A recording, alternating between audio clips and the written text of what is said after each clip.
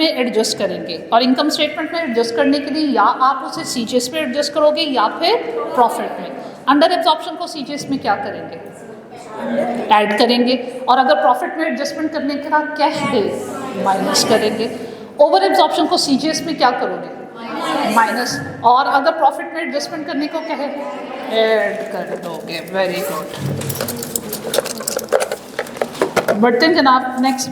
आज चैप्टर तो हमारा बेटा प्रीवियस लेक्चर में कंप्लीट हो गया था, अब हमने कुछ डेज इस चैप्टर की मैक्सिमम प्रैक्टिस करना है। तो ओपन योर बुक्स। असाइनमेंट में आपको कोई क्वेश्चन मिला था यार, आप लोग ले लिया करो अगर मुझे याद नहीं रहे तो। ठीक है, चलें भाई। कॉम्प्रिहेंसिव एग्जाम्पल नंबर 1 मेरा ख्याल है मेरे बच्चों ने सॉल्व कर ली हुई है। अब 2 की तरफ चलते हैं।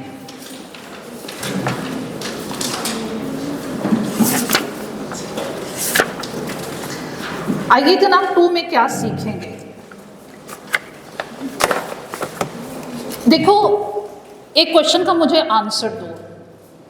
हमने एब्जॉर्प्शन कॉस्टिंग के मैंने जब आपको स्टेप्स गाइड किए ना बेटे, एट दैट टाइम मैंने आपसे डिस्कस किया कि cost, indirect cost directly unit को ट्रांसफर नहीं करते, पहले डिपार्टमेंट्स को चार्ज होती है, फिर डिपार्टमेंट से कॉस्ट यूनिट्स की तरफ जाती है। मैंने उस टाइम आपको रीज़न क्या बताई थी कि डिपार्टमेंट्स को चार्ज क्यों करते हैं, क्योंकि रिस्पॉन्सिबिलिटी अकाउंटिंग की एप्लीकेशन हुई भी है, डिसेंट्रलाइजेशन है, और डिपार्टमेंट वाइज मुझे परफॉर्मेंस को असेस करना है।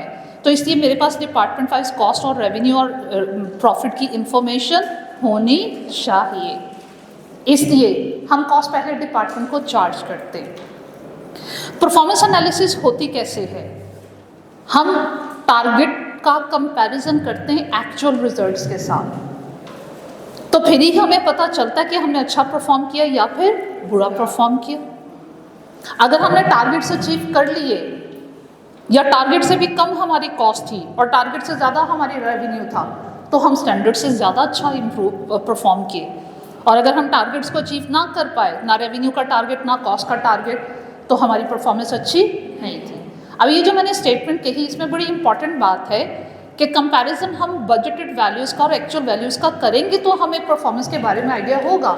इसलिए कीप इन माइंड, हम डिपार्टमेंट्स को बजटेड कॉस्ट भी चार्ज करते हैं और एक्चुअल कॉस्ट भी चार्ज करते हैं। जब हम अंडर ओवर एब्जॉर्प्शन कैलकुलेट करते हैं तो हम एब्जॉर्ब कॉस्ट का एक्चुअल कॉस्ट के साथ कंपैरिजन करते हैं, और वो जो एब्जॉर्ब कॉस्ट होती है वो प्रीवियस सारे स्टेप से गो थ्रू होकर आई होती है।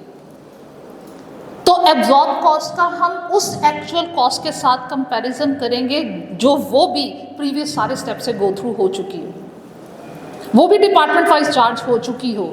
जब डिपार्टमेंट वाइज मेरे पास बजटेड कॉस्ट की और एक्चुअल कॉस्ट की इंफॉर्मेशन होगी तो कंपैरिजन हो सकता है, परफॉर्मेंस एनालिसिस हो सकती है। हम जब भी अंडर ओवर एब्जॉर्प्शन कैलकुलेट करते हैं, एब्जॉर्ब कॉस्ट का एक्चुअल कॉस्ट के साथ कंपैरिजन करते हैं। एक्चुअल कॉस्ट भी एलोकेटेड, अपोर्शनड एंड रीपोर्शनड होनी चाहिए, और बजटेड कॉस्ट जो एब्जॉर्ब कॉस्ट है वो भी आपकी एलोकेटेड, अपोर्शनड और रीपोर्शनड होनी चाहिए। ये चीज़ वो आगे ऑनवर्ड 2-3 एग्जाम्पल्स में सिखा रहा है। ठीक है, अब क्या है इंफॉर्मेशन, क्यों मैंने आपको कॉम्प्रिहेंसिव क्वेश्चन नंबर 2 नहीं दिया था, एग्जाम्पल नंबर 2 जरा फोकस कीजिएगा। हम चलते हैं बेटा पहले रिक्वायरमेंट की तरफ। क्या कहता है रिक्वायरमेंट में, कहता है एलोकेट कीजिए एक्चुअल ओवरहेड कॉस्ट। वर्ड क्या यूज किया, एक्चुअल ओवरहेड कॉस्ट को एलोकेट कीजिए of support departments to the production department using repeated distribution method. ये कौन से स्टेप की तरफ इशारा कर रहा है, रीअपोर्शनमेंट। और ये रीअपोर्शनमेंट की कौन सी अप्रोच है, इनडायरेक्ट। इनडायरेक्ट अप्रोच यूज कब करते हैं, जब दोनों सर्विस डिपार्टमेंट एक दूसरे को फैसिलिटेट कर रहे होते। याद आ रहा है, तो इसमें वो एक्चुअल कॉस्ट को रिपोर्शन करने के लिए कह रहा है। अगर वो ये कह रहा है, वो ये सिखा रहा है कि भाई एक्चुअल कॉस्ट को डायरेक्टली एब्जॉर्ब कॉस्ट के कंपैरिजन में मत ले आइएगा for the calculation of under over absorption. अगर आपको डिपार्टमेंट वाइज परफॉर्मेंस एनालिसिस करनी है तो इसको भी इस, अगर वो रीअपोर्शनमेंट पूछ रहा है, और रीअपोर्शनमेंट एलोकेशन अपोर्शनमेंट से पहले नहीं हो सकती। उसके बाद ये काम कर लेने के बाद नेक्स्ट में मुझे क्या काम करना है, under over applied. Under over applied हम अंडर ओवर एब्जॉर्प्शन को ही कहते हैं। Under over applied mean under over absorption. अब यहाँ पे एक और चीज आप याद रखोगे, अगर सपोज ए पार्ट ना होता, उसने सिर्फ आपसे अंडर ओवर एब्जॉर्प्शन रिक्वायर की होती, तो तब भी अंडरस्टूड बात थी कि आपको एब्जॉर्ब कॉस्ट और एक्चुअल कॉस्ट वो चाहिए थी जो एलोकेटेड पोर्शन और रीपोर्शन हो चुके हुए। ठीक है, अब आइए क्वेश्चन की इंफॉर्मेशन की तरफ। Opal Industries Limited produce various products which pass through processing and finishing departments. Logistics and maintenance department, 4 departments हैं बेटा। इनमें से ज़रा आइडेंटिफाई कीजिए कौन से प्रोडक्शन डिपार्टमेंट्स हैं। Processing and finishing. और लॉजिस्टिक और मेंटेनेंस डिपार्टमेंट कौन सा है? Yes. Following information is available from OIL's record for the month of June 2001। 2 basic informations हैं, एक ओवरहेड कॉस्ट गिवन है और उसके अलावा डायरेक्ट लेबर आवर्स गिवन है। ओवरहेड और डायरेक्ट लेबर आवर्स ये एज पर बजट भी आपको इंफॉर्मेशन गिवन है और एक्चुअल इंफॉर्मेशन भी गिवन है। अच्छा, अब मैं सबसे पहले ओवरहेड कॉस्ट को अगर देखूं तो गौर कीजिएगा, बजटेड ओवरहेड कॉस्ट सिर्फ और सिर्फ प्रोडक्शन डिपार्टमेंट के ऑपोजिट गिवन है, सर्विस डिपार्टमेंट के ऑपोजिट गिवन नहीं है।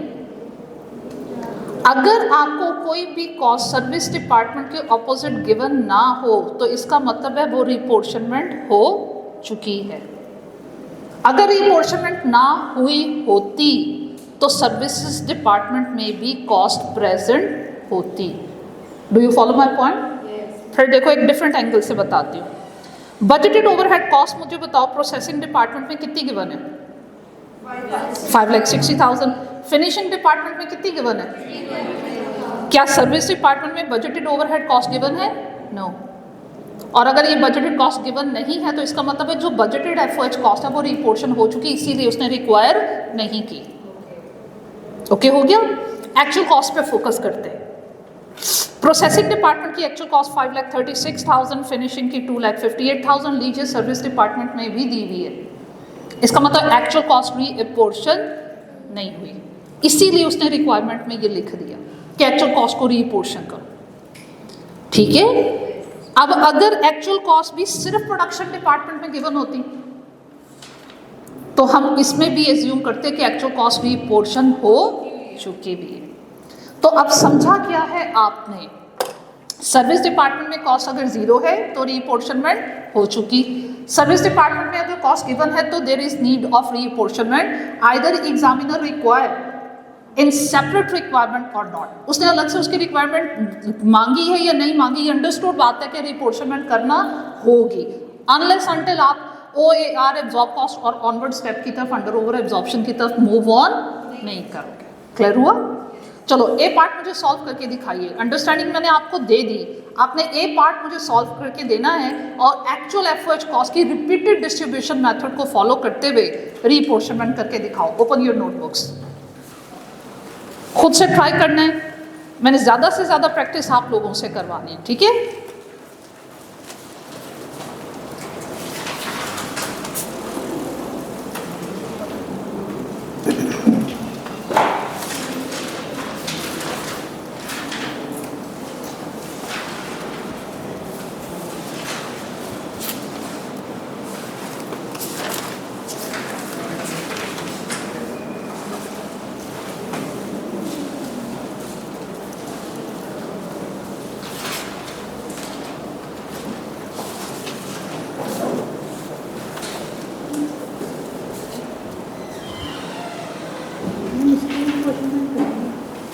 एक्चुअल कॉस्ट की इसकी करनी, इसकी पता क्यों नहीं करनी? देखो सर्विस डिपार्टमेंट में दी नहीं हुई, इसका मतलब रिपोर्शनमेंट हो चुकी।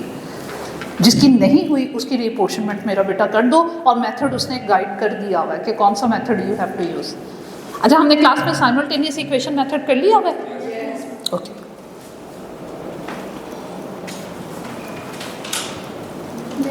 टेस्ट में आया था क्वेश्चन, वो ओवरहेड्स में से आया था। जी बिल्कुल, मैम बहुत अच्छा किया, जिन्होंने भी दिया बहुत अच्छा किया।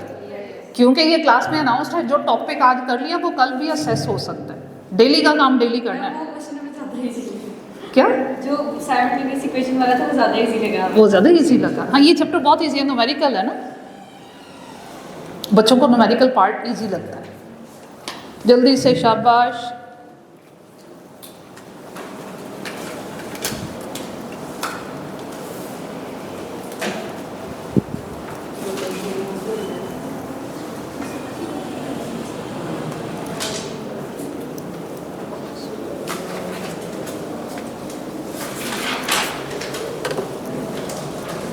स्पीड बढ़ाएं मेरा बेटा।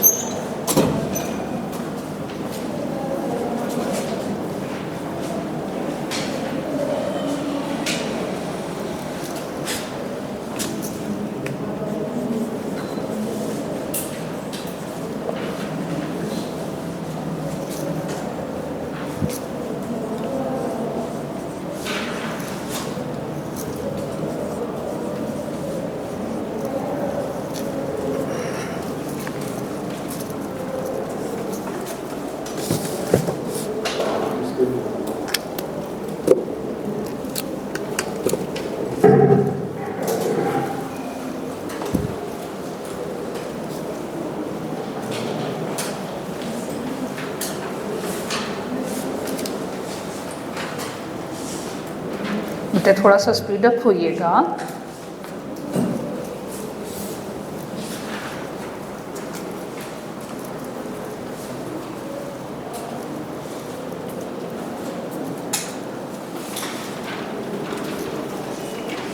डन? ओके।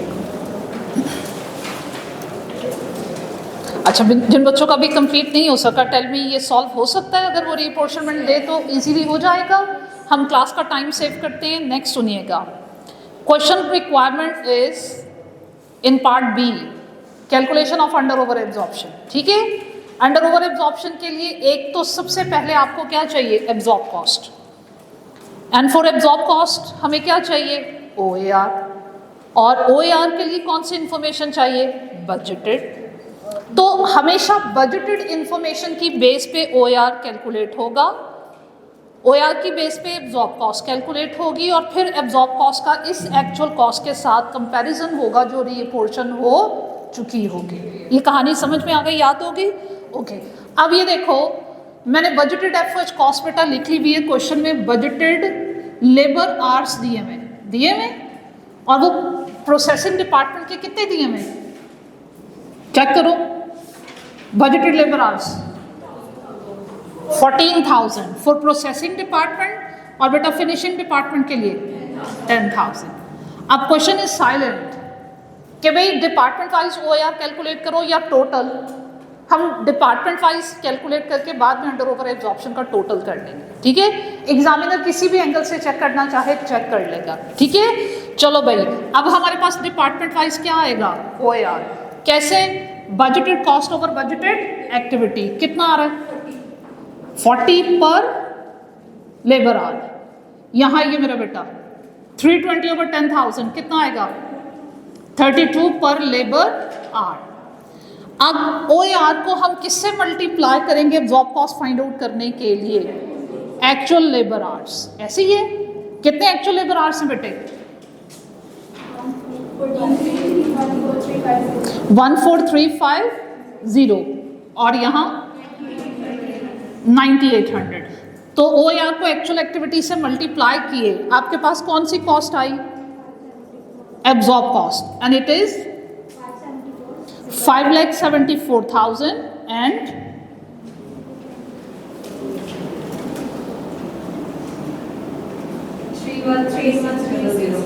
313,600।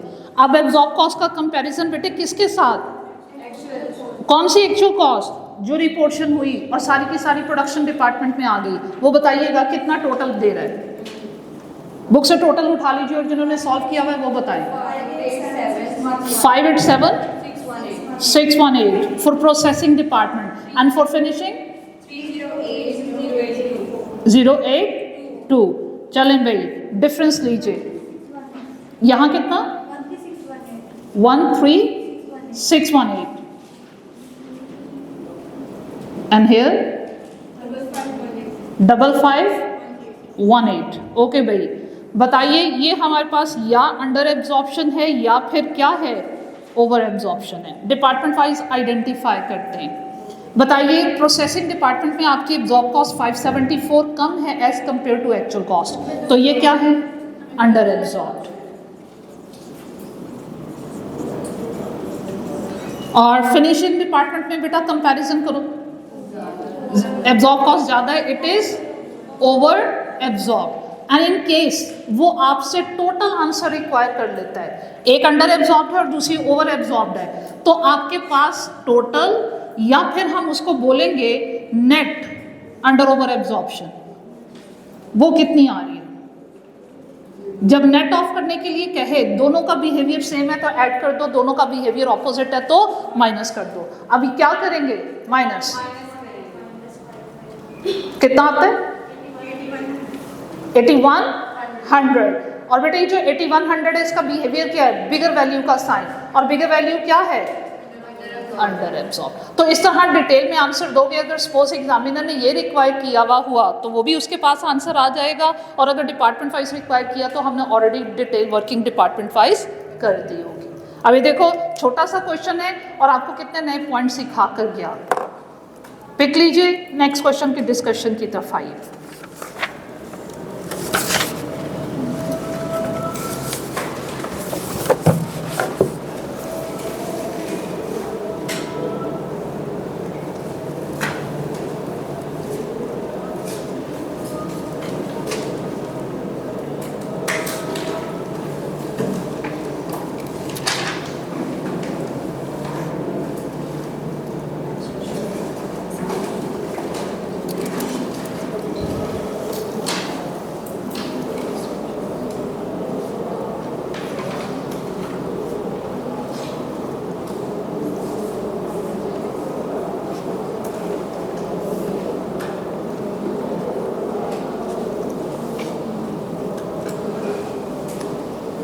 जी बेटा, should I move to next question? Okay ji, come to comprehensive example number 3.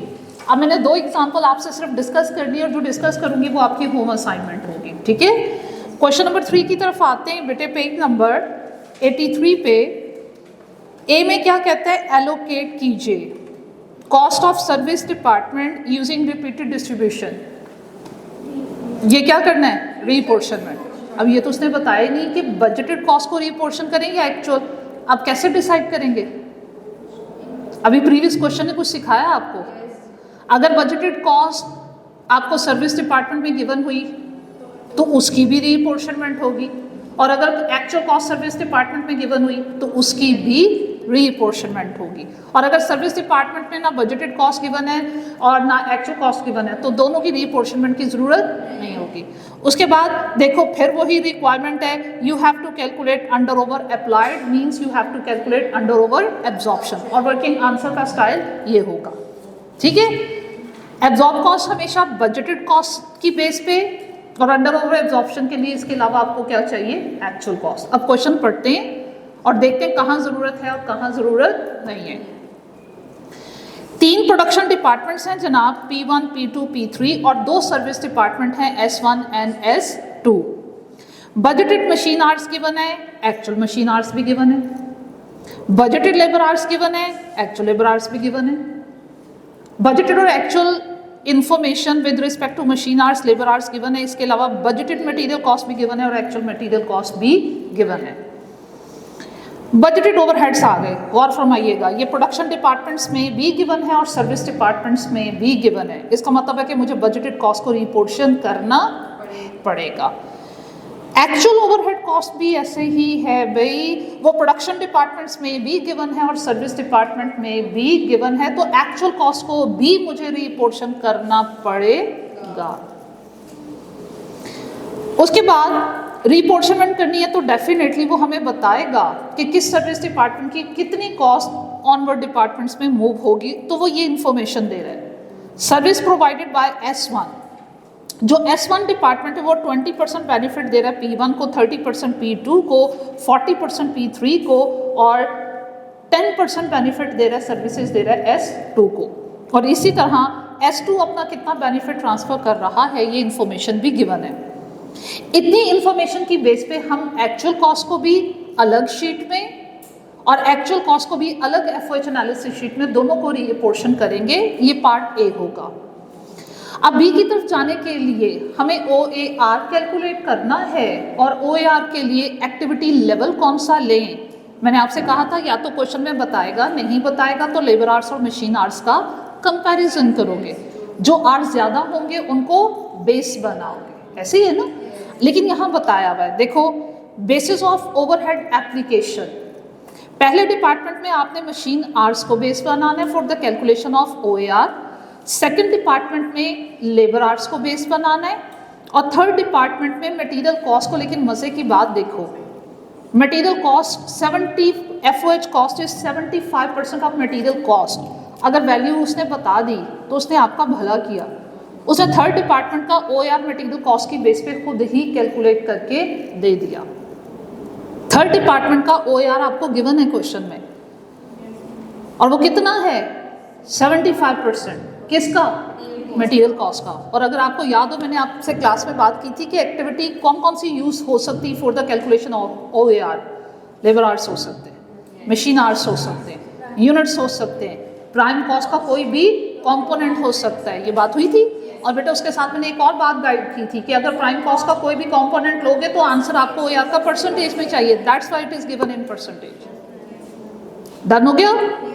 अच्छा, अब जब आप मटेरियल खुद कैलकुलेट करने की कोशिश करोगे ना, तो वो तीसरे डिपार्टमेंट में एग्जैक्टली 75% नहीं आता, वो कुछ चेंज आता है। आप खुद मटेरियल कॉस्ट की बेस पे कैलकुलेट करोगे, तीसरे डिपार्टमेंट का रेट 75% एक्चुअल में नहीं आ रहा, वो कुछ और आ रहा है। एग्जामिनर हमें कह रहा है 75% लो। अब क्योंकि एग्जामिनर से मार्क्स लेने, तो उसकी बात माननी पड़ेगी। हम उसको तो नहीं कह सकते भाई साहब तुमने गलत कैलकुलेट किया, ठीक है। आप प्रैक्टिस पर्पस के लिए अगर कैलकुलेट करना चाहोगे तो कर लीजिएगा। थर्ड डिपार्टमेंट की जो रीपोर्शन बजटेड कॉस्ट होगी उसको बजटेड मटेरियल कॉस्ट से डिवाइड करके 100 से मल्टीप्लाई कीजिएगा, वो 75%। में फिर से बता दो, नहीं आ रहा, वो कुछ और आ रहा है। लेकिन कौन सा रेट यूज़ करोगे, जो एग्जामिनर कह रहा है उसने क्या कहा, 75%। हाँ जी, ये क्वेश्चन हो जाएगा। यूँ ही डिपार्टमेंट वाइज आपने OAR फाइंड आउट करने हैं, department wise absorb cost find out करनी है, डिपार्टमेंट वाइज एक्चुअल कॉस्ट के साथ कंपैरिजन करना है, कौन सी एक्चुअल कॉस्ट जो रिपोर्शन हो चुकी हो, department wise under over absorption calculate करके नेट ऑफ भी कर दीजिएगा। नहीं, ये आपके होम असाइनमेंट इजी है बेटे? अच्छा भाई, अब उसके बाद नेक्स्ट चलते हैं। एग्जाम्पल नंबर 4 की तरफ आइए। ये मेरा ख्याल है हमने कर ली भी है, ये कर ली भी है। चलो मेरा बेटा, एग्जाम्पल नंबर 5।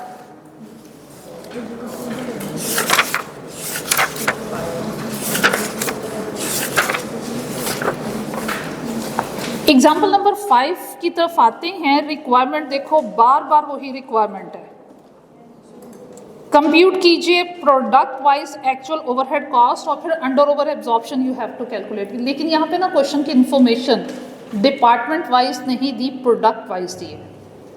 और ये सारा काम प्रोडक्ट वाइज उसने करने को कहा है, डिपार्टमेंट वाइज करने को नहीं कहा। पढ़ते हैं question. Bright limited is engaged in the manufacturing of 2 products. 2 products हैं भाई, एक शाइन है और एक ग्लो है। सिर्फ चेंज क्या है बेटे, जो इससे प्रीवियस एग्जांपल्स थी उसमें प्रोडक्ट को एक ही सपोज करा था, डिपार्टमेंट ज़्यादा थे, प्रोडक्ट एक ही था। यहाँ डिपार्टमेंट भी ज़्यादा है और प्रोडक्ट भी एक से ज़्यादा है। तो क्या हुआ, अगर प्रोडक्ट एक ही होगा सारी की सारी कॉस्ट उसी को चार्ज होनी, और प्रोडक्ट अगर एक से ज़्यादा हुआ तो तीनों प्रोडक्ट में कॉस्ट ने डिवाइड हो जाए। इस क्वेश्चन को पढ़ने से पहले ही मैं आपसे डिस्कशन कर लेती हूँ। सपोज ये क्वेश्चन है, इसमें उसने एक प्रोडक्ट कहा था, ठीक है। अगर 2 प्रोडक्ट कहता तो मैंने फर्दर क्या काम करना था, आपकी प्रोसेसिंग डिपार्टमेंट की और फिनिशिंग डिपार्टमेंट की जो एब्जॉर्ब कॉस्ट थी वो मैंने प्रोडक्ट में डिवाइड कर देनी थी। एक स्टेप एक्स्ट्रा करना था बस। और एब्जॉर्ब कॉस्ट को प्रोडक्ट में कैसे डिवाइड करें उसे डेफिनेटली क्वेश्चन में बताया होना था कि पहले डिपार्टमेंट की कॉस्ट कितनी प्रोडक्ट 1 को देनी और कितनी प्रोडक्ट 2 को देनी। तो जहां एक से ज्यादा प्रोडक्ट का जिक्र होगा, एक extra step you have to perform, और वो क्या है, आपको कॉस्ट को डिवाइड करना। कौन सी कॉस्ट, एक्चुअल भी एब्जॉर्ब भी, ठीक है। और यहां उसने मांगी कौन सी हुई, पढ़ लो रिक्वायरमेंट, ए पार्ट पढ़ो दोबारा से, एक्चुअल, ठीक है। चलो भाई वापस आते हैं क्वेश्चन की तरफ। 2 प्रोडक्ट्स हैं, शाइन एंड ग्लो।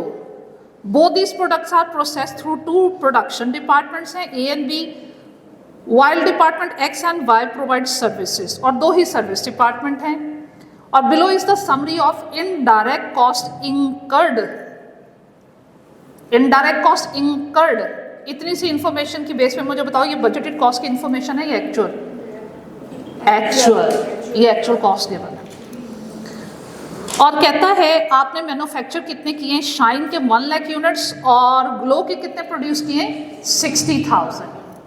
और टोटल 1,60,000 यूनिट जो आपने दोनों प्रोडक्ट के इन टोटल प्रोड्यूस किए हैं, अब तक एक्चुअल में कितना खर्चा हुआ है। सैलरीज एंड वेजेस कितनी है, 1,15,000। डेप्रिसिएशन ऑफ मशीन कितनी है, 80,000। उसके बाद आगे बढ़ते हैं, building insurance, electricity, total expense area, इनको एलोकेटेड पोर्शन, रीपोर्शन सब कुछ करना है, बाद में प्रोडक्ट के डिवीजन की तरफ जाना। और उसके लिए उसने देखो नेक्स्ट टेबल में आपको टेबल दिया हुआ है, बेसिस दी हुई, कॉस्ट ऑफ मशीन है, फ्लोर एरिया है, नंबर ऑफ एम्प्लॉयज हैं, और फिर वो सर्विसेज बता दी, वो बाद में देखते हैं, ये एक्स्ट्रा इन्फॉर्मेशन। चलो भाई, सैलरीज एंड वेजेस क्या ख्याल है, किसकी बेस पे डिवीजन होनी चाहिए, number of employees. Depreciation of machine, cost of machine से रेलिवेंट जो भी इंफॉर्मेशन गिवन होगी। बिल्डिंग की इंश्योरेंस है, बिल्डिंग से रेलिवेंट जितने, फ्लोर एरिया, क्या बात है बच्चों की। इलेक्ट्रिसिटी, ये भी एरिया की बेस पे होता है। अब आपने इनको फॉलो करते हुए कॉस्ट को एक पोर्शन कर दोगे, फिर टोटल करोगे, और टोटल करने के बाद आपने रीपोर्शनमेंट करनी है। रीपोर्शनमेंट के बारे में कुछ उसने अर्ज किया, यस किया। Service provided by department x की कॉस्ट 80% जाएगी डिपार्टमेंट ए को, 20% जाएगी डिपार्टमेंट बी को, दूसरे सर्विस डिपार्टमेंट को नहीं जाएगी। जबकि डिपार्टमेंट वाई जो है वो ना सिर्फ प्रोडक्शन डिपार्टमेंट को फैसिलिटेट कर रहा है, वो सर्विस डिपार्टमेंट को भी फैसिलिटेट कर रहा है। शाबाश, स्टेप डाउन अप्रोच। किसको पहले सॉल्व करोगे, एक्स या वाई? जो सबको देता है। पहले वाई को की कॉस्ट को रिपोर्शन करोगे, उसके बाद एक्स की कॉस्ट को रिपोर्शन करोगे, रिपोर्शनमेंट हो जाएगी, प्रोडक्शन डिपार्टमेंट में कॉस्ट टोटल होकर आ जाएगी। जब वो डिपार्टमेंट में टोटल होकर आ जाएगी फिर क्या